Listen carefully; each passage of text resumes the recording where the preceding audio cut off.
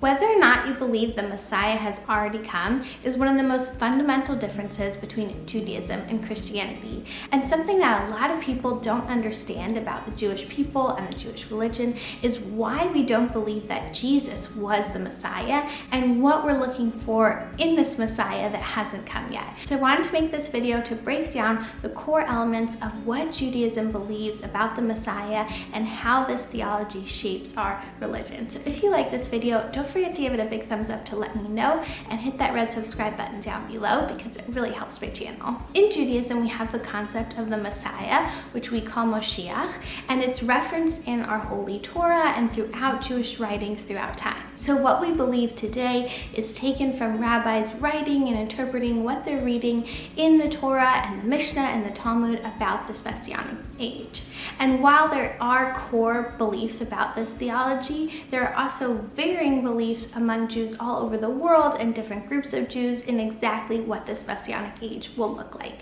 So in general, Jewish people believe that the Messiah will be descended from King David, and he will be a leader in some way, either a political figure, a king, or an army general, some sort of person with a lot of power who's going to reunite the Jews from all four corners of the world and bring everyone to Jerusalem for an era of peace and prosperity, and our holy temple will be rebuilt, and it will be this glorious, wonderful time. There are also people who believe that this concept of a messianic age is the same one that we refer to as Olam Haba, or the world to come, which some people kind of interpret as heaven. It's a little bit different than the Christian idea of what a heaven would look like, but the idea that our current world would exist in this higher, better, improved state of peace and prosperity for Jewish people. Some Jews have also rejected the idea that the Messiah will be one single person, and instead believe that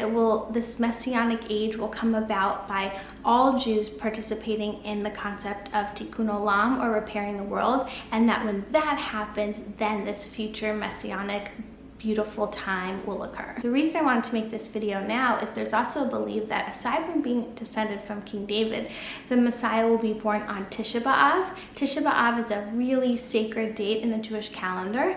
It commemorates the destruction of the temple, the Holy Temple in Jerusalem, as well as many other tragic events that have happened. It's a day when Jewish people fast, and it's preceded by weeks of mourning leading up to this holy day. Other beliefs about the Messianic age, which again are very core tenets for some Jews and not for others, is that the dead will be resurrected. So there's this idea, again connecting to heaven, but that all Jewish souls will be resurrected and everyone will be living together in Jerusalem from whatever time period they were born, and other ideas like that of this unification of all the Jewish people. So with those concepts in mind, it's pretty easy to understand why Jewish people have rejected Jesus as their Messiah, because he didn't fulfill those specific promises of what the Messianic age would bring. Jews still live all over the world and are divided in many ways. Of course, the dead were not brought back to life, and our holy temple was not restored, and we haven't lived in this age of peace and prosperity since his time period. The other concept that was difficult for Jewish people to come to terms with was the idea that God took a human form on earth, because this was something